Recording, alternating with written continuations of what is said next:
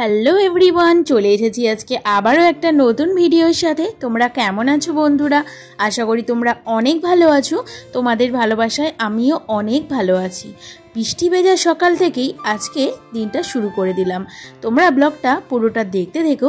আজকের ব্লগটা একটু হলেও তোমাদের অনেক ভালো লাগবে। তো চলো ব্লগটা শুরু করা যাক। সকালবেলা উঠেই এত বৃষ্টি হচ্ছিল আর গাছগুলো দেখতে চলে আসলাম। পুরো বৃষ্টিতে ভিজে গিয়েছে গাছগুলো। আর এদিকে না মা টিফিন বানিয়েছে। দেখছি মা এসে চাউমিন করছে।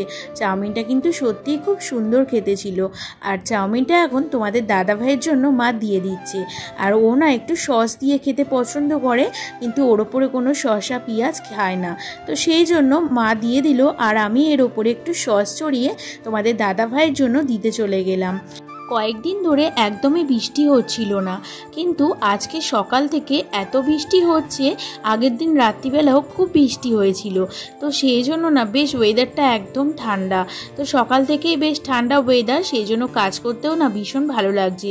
সকালবেলা আমি অনেক বাসি কাজ করেছি, তারপরে স্নান করে ভগবানের সেবাও দিয়ে দিয়েছি। আজকে আর তোমাদের গোপাল দর্শন করালাম না, পরের দিন করাবো। আর মাত্র দুদিন পরেই রান্না পুজো। আর রান্না পুজোটা হবে কাঠের উনুনে। তোমরা সবাই জানো, যাদের বাড়িতে রান্না পুজো হয় কাঠের উনুন ছাড়া রান্না পুজো হয় না। তো সেই জন্য এই মশলার কৌটোগুলো কিন্তু কাঠের উনুনের পাশেই থাকে। এই জন্য এতটাই ময়লা, কারণ আমাদের অতটা রান্না পুজো ছাড়া কাঠের উনুনে সেরকম একটা রান্না করা হয় না। তাই এই মশলার কৌটোগুলো একদম ময়লা হয়ে গিয়েছে, ধুলো পড়ে। আজকে ভালো করে মেজে পরিষ্কার করে নিলাম। রান্না পুজোর দিন কিন্তু এইগুলো লাগবে না, তাও বাড়িতে থাকে আর সব জিনিসই পরিষ্কার করতে হয়। সাথে সাথে মশলার কৌটোগুলোও পরিষ্কার করে নিলাম। এখন মোটামুটি সব কিছু মাজা হয়ে গিয়েছে। টিফিনের বাসন মেজে নিয়ে বেসিনটা একবার পরিষ্কার করে নিলাম। এখন চলে আসলাম ওপরে। আর ওপরে এসে দেখছি ঘরটা এতটা অন্ধকার, লাইট জ্বালিয়েই সব কাজ করতে হবে। বাইরে জানালাটা খুলে দেখছিলাম কত জোরে জোরে বৃষ্টি পড়ছিল। আর বৃষ্টিটা দেখতে না কিন্তু ভীষণ ভালো লাগছিল, কিন্তু বেশিক্ষণ থাকলে তো আর হবে না। তাই ঘরটা ভালো করে গুছিয়ে নিচ্ছিলাম। বেডরুমটা এখনো বিছানা তোলা হয়নি, তো সেই জন্য বিছানাটা তুলে নিলাম। তোমাদের দাদাভাই তো অনেকটাই দেরিতে ঘুম থেকে ওঠে, তো ওর জন্য না সকালবেলা আর বিছানাটা তোলা হয় না। আমি বাসি কাজ সেরে স্নান টান করে একেবারে নিচে চলে যাই। নিচের কাজগুলো করে নিয়ে তারপরে ওপরে আসি, ওপরের কাজে মন দিই। আল্লাহর জামা কাপড়গুলো একদম অগোছালো হয়ে আছে। আর এই অগোছালো জামা কাপড় দেখতে ভীষণ খারাপ লাগে, সেই জন্য যেখানে জামা কাপড় সেখানেই রেখে দিচ্ছি। আর এই শাড়িগুলো আগের দিন না সন্ধে দিয়েছিলাম, তো সন্ধে দেওয়ার পরে আমি গুছিয়ে নিই আল্লাটা ভালো করে, কিন্তু বাড়িতে লোকজন এসেছিল, তো সেই জন্য আল্লাটা আর গোছানো হয়নি। আজকে একটু গুছিয়ে নিচ্ছি। আর এদিকে না জানালাটা একটু পরিষ্কার করে নিচ্ছি। এই জানালার মধ্যে প্রচণ্ড ধুলো হয়, প্রায় দিনই পরিষ্কার করি, তাও বাইরে থেকে কি করে ধুলো আসে বুঝতে পারি না। তাও সব সময় পরিষ্কার পরিচ্ছন্ন রাখলে দেখতে কিন্তু ভীষণ ভালো লাগে। আর এই দেখো মানি প্ল্যান্ট গাছটা কিন্তু অনেক জানো পাতা ছেড়েছে, অনেক ডোক হয়েছে, দেখতে ভীষণ ভালো লাগছিল। আর ঘরের মধ্যে গাছ রাখতে আমার খুব ভালো লাগে। ভাবছি আর কয়েকটা গাছ কিনে এই জানালার মধ্যে রেখে দেব। এখন ভালো করে ঘরটা গুছিয়ে নিয়েছি, এবার ভালো করে ঘরটা ঝাঁট দিয়ে নিচ্ছি। এরপরে চলে যাব মা বাবার ঘরে, কারণ মা বাবার ঘরের বিছানাটাও না এখনো তোলা হয়নি। তাই আজকে ভাবলাম আমার ঘরের বিছানাটা তুলে নিই, তারপর মা বাবার ঘরে গিয়ে বিছানাটা গুছিয়ে নেব।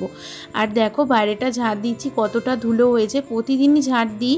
আর এই ঘরে না অতটা কেউ আসা যাওয়া করে না সকাল থেকেই, কারণ যা হয় রাত্রিবেলায় সবাই মিলে এসে একটু ঘুমায়, তারপরে আবার সবাই নিচে চলে যায়, সারাদিন নিচেই থাকি। কিন্তু তাও কি করে যে এত ধুলো হয় বুঝতে পারি না। প্রতিদিনই ঝাঁট দিই আর প্রতিদিনই এক কারি করে ধুলো বার করতে হয়। আমরা মেয়েরা বিয়ে হয়ে যাওয়ার পর যেমন সাজতে ভালোবাসি, তেমনই কিন্তু ঘর গুছিয়ে রাখতেও পছন্দ করি। তোমরা কে কে পছন্দ করো জানি না, কিন্তু আমি ভীষণ পছন্দ করি।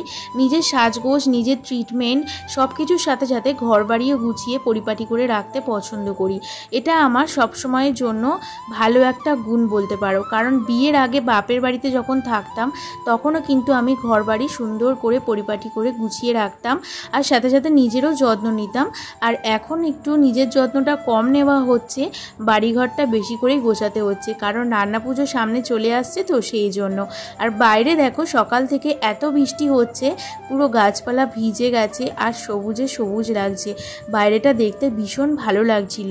আর আমাদের শসা বাগানের গাছের গোড়ায় অনেকটাই জল জমেছে। জল জমলে গাছের কিন্তু অনেকটাই ক্ষতি হয়ে যাবে, তাই দেখছিলাম।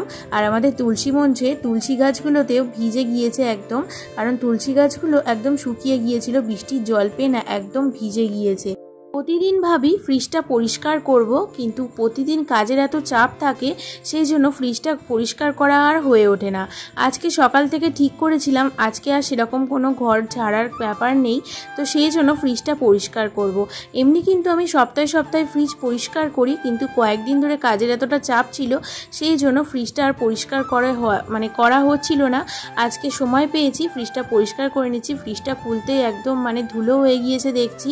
আর নতুন ফ্রিজ সবসময় পরিষ্কার পরিচ্ছন্ন রাখলে দেখতেও সুন্দর লাগে, সেই জন্য ফ্রিজটা আগে পরিষ্কার করে নিচ্ছি। আর ফ্রিজ পরিষ্কার করতে করতে আমার কয়েকটা মিষ্টি বন্ধুদের কমেন্ট পড়ে নেওয়া যাক। তো চলো, ওরা প্রতিদিন আমাকে কমেন্ট করে আর আমার না ভীষণ ভালো লাগে। তোমরা এত সুন্দর সুন্দর কমেন্ট করো, যার জন্য আমার ভিডিও বানানোর মোটিভেশনটা অনেকটাই বেড়ে গেছে। তো চলো আজকে ওদের কমেন্টগুলো পড়ে নিই। মাই ফ্যামিলি লিখেছে, তোমার গোপাল সোনাকে দেখলে মন ভরে যায়, ভিডিওটা খুব ভালো হয়েছে, ভালো থেকো। থ্যাংক ইউ দিদিভাই এত সুন্দর একটা কমেন্ট করার জন্য। আর সত্যি খুব ভালো লাগে গো গোপাল সোনাকে সকালবেলা দর্শন করলে, মনটাও ভীষণ ভালো হয়ে যায়। তুমিও অনেক ভালো থেকো। সোমা নায়েক লিখেছে, এত সুন্দর ভিডিও বানাও যে বলার কিছুই নেই, তোমাকে দেখে সত্যি শিখতে হবে। তুমিও খুব ভালো ভিডিও বানাও বন্ধু, আমি তোমার ভিডিওতে গিয়ে দেখি, প্রত্যেকটা ভিডিও খুব সুন্দর বানাও। আমি কিন্তু ফুল ওয়াচ করে দিই, আর আমি সবার ভিডিওই ফুল ওয়াচ করেই দেখি, কারণ তোমরা এত কষ্ট করে ভিডিও বানাও আর আমাকে এত ভালো ভালো কমেন্ট করো। তোমাদের ভিডিওগুলো না দেখলে কি হবে, সেজন্য আমি তোমাদের সবার ভিডিও দেখি। ঝর্ণা রয় লিখেছে, জয় গোপাল, সত্যিই বোন মোচা কাটতে অনেক সময় লাগে। ঠিক বলেছো, সবার ভিডিও পুরো দেখা দরকার। আমিও যার ভিডিও দেখব একদম পুরোটা দেখব। রান্নাঘরে কিছু রাখলে তেল কষ্টটা পড়বেই, যদি চিমনি থাকে তাহলে কম পড়ে। ঠিক বলেছো, সব কিছুর সাথে নিজেরও খেয়াল রাখতে হয়। খুব ভালো লাগলো ভিডিওটা। ঝর্ণাদি, সত্যি খুব ভালো লাগলো তোমার কমেন্টটা পড়ে। আমার সত্যি মোচা কাটতে না অনেকটাই সময় লেগে যায়, আর তোমরা এত কষ্ট করে ভিডিও বানাও, ভিডিও ছাড়ো সারাদিন পরে, তো সেই জন্য ভিডিও দেখবো না সেটা কখনো হতে পারে? আমি কিন্তু তোমাদের সবার ভিডিও ফুল ওয়াচ করি, আর তোমরা এত ভালো ভালো কমেন্ট করো, তার জন্য আমার ভীষণ ভালো লাগে। তুলা দে লিখেছে, খুব সুন্দর করে পুজো করলে, নিরামিষ খাওয়ার জন্য মোচা কাটলে, বিছানা গুছালে, ঘর পরিষ্কার করলে, ড্রেসিং টেবিল গুছালে, ঘর মুছলে, রান্নাঘর পরিষ্কার করলে, ফেস প্যাক বানালে, সব মিলিয়ে খুব ভালো লাগলো ভিডিওটা। ধন্যবাদ দিদিভাই এত সুন্দর একটা কমেন্ট করার জন্য। এইভাবেই আমার পাশে থেকো। বৈশাখী গিরি আমাকে লিখেছে, ভাদ্র মাসে শেষ বৃহস্পতিবার অনেকের বাড়িতেই লক্ষ্মী পুজো হয়, ঘর ঝাড়ু দেওয়া হয়, কৌটো পরিষ্কার করলে তেল ছিটছিটে হয়েছে, সব শেষে নিজের যত্ন নেওয়া, খুব ভালো লাগলো। ধন্যবাদ দিদিভাই, এইভাবেই আমাকে কমেন্ট করো। আর তোমার কমেন্ট পেয়ে আমার ভীষণ ভালো লেগেছে। তুমি কিন্তু খুব সুন্দর সুন্দর ভিডিও বানাও, আমার ভীষণ ভালো লাগে দেখতে। এইভাবেই বন্ধুরা তোমরা আমাকে কমেন্ট করো, আর আমিও তোমাদের কমেন্ট একটু একটু করে পড়ব। সবার কমেন্ট তো একসাথে পড়া সম্ভব নয়, তাই বাকি ভিডিওতে আবার তোমাদের কমেন্ট পড়ে নেব। দেখো, তোমাদের সাথে কথা বলতে বলতে আমার কিন্তু প্রায় কাজ কমপ্লিট হয়ে গিয়েছে।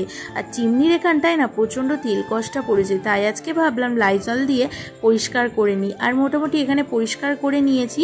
আর এদিকে বেসিনের সাইডগুলোও দেখছি অনেকটা ময়লা পড়েছে, সেগুলো ভালো করে পরিষ্কার করে নিলাম। পরিষ্কার পরিচ্ছন্ন রাখলে ভীষণ ভালো লাগে রান্নাঘরটা আসলে দেখতে। আর এর সবার শেষে এই ন্যাতাগুলো একটু ধুয়ে নিচ্ছিলাম, কারণ এগুলো তো সব সময়ই কাজে লাগে। আবার কিন্তু বেসিনটা পরিষ্কার করে নিলাম।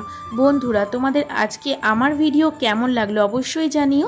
আজকের মতো টাটা, সবাই ভালো থেকো, দেখা হবে নতুন ব্লগে।